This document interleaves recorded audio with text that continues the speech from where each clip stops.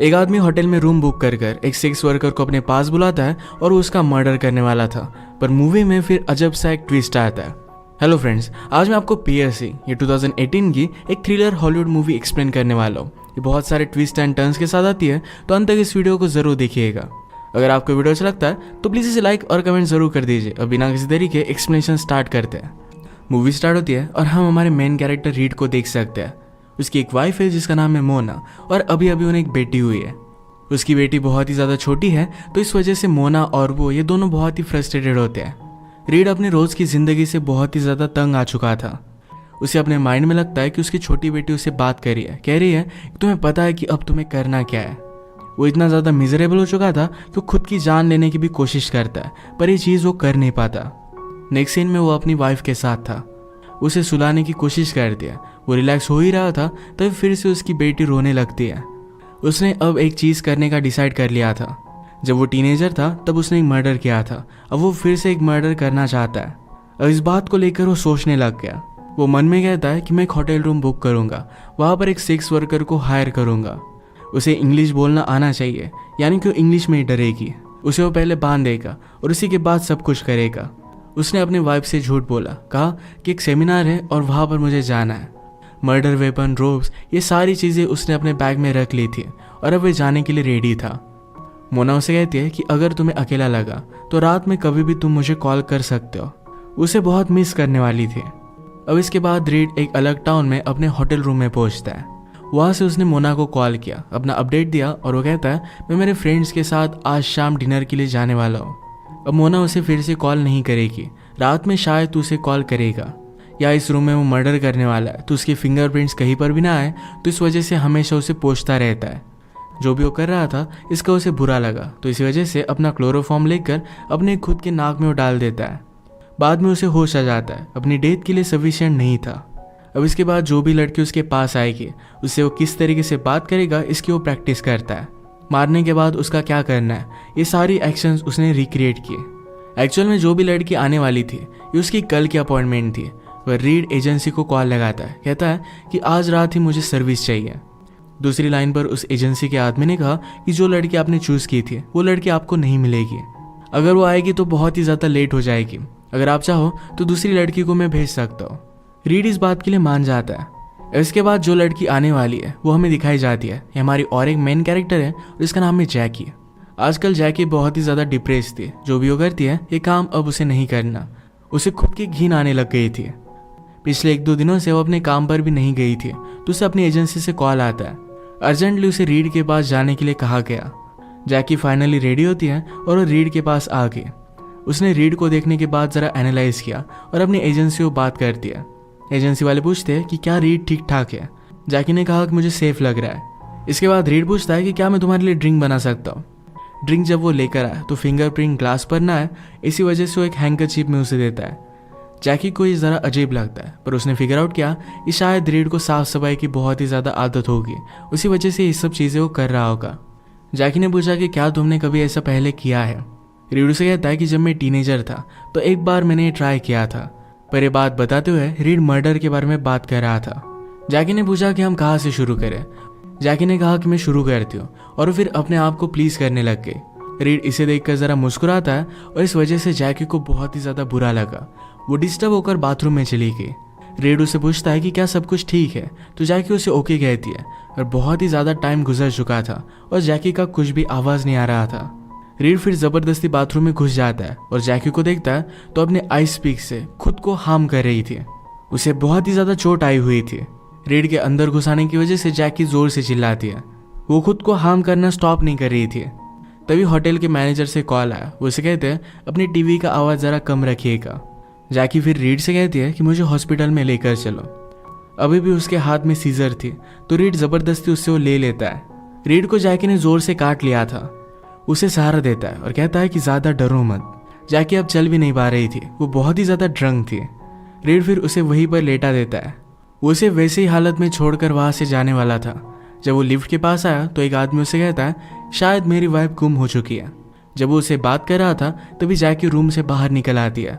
Read ने उस आदमी को डिस्ट्रैक्ट किया और जल्दी से जाकर वो जैकी को फिर से अपने रूम में डाल देता है। अब वो जैकी को कपड़े पहनने के लिए हेल्प करने लग गया। जैकी टैक्सी में रीड से कहती है कि तुम बहुत ही ज़्यादा काम हो, बहुत ही हैंडसम भी हो।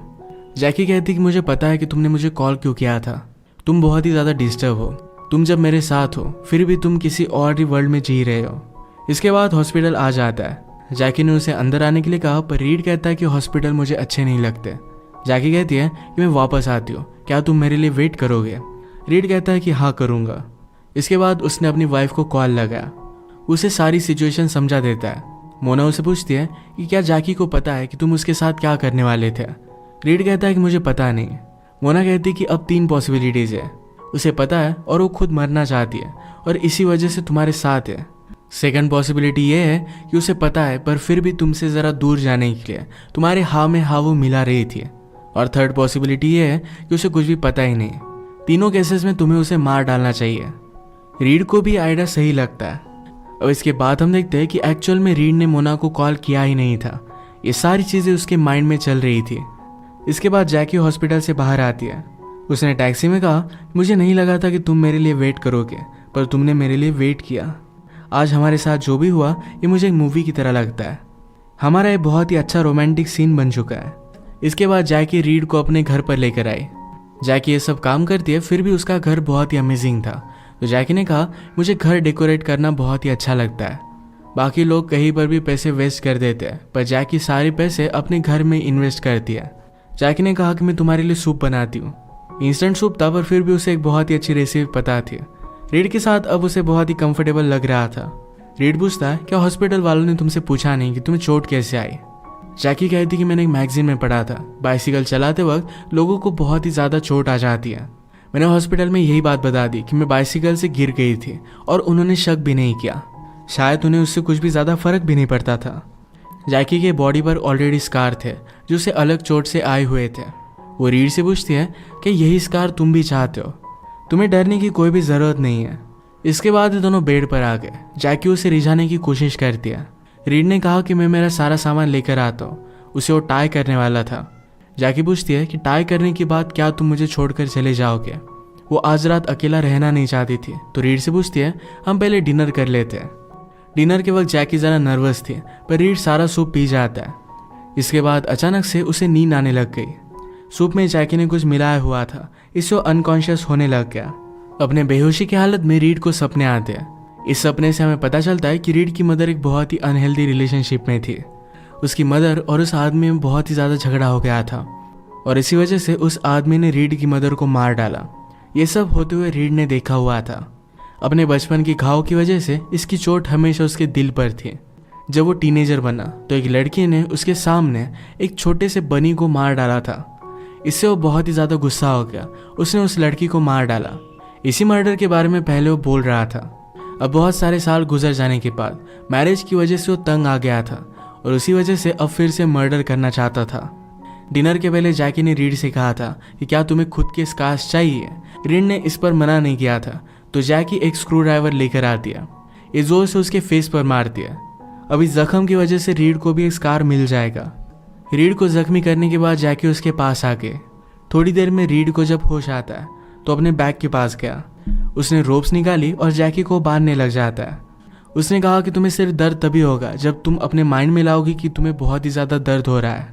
उसने उसका मुंह भी बांध दिया था। जैकी को लग रहा था कि सिर्फ एक गेम चल रहा है। इसके बाद रीड आइस पिक निकालता है। उसे वो मारने की बात करने लग गया। इस बात से जैकी बहुत ही ज़्यादा डिस्टर्ब हो गए।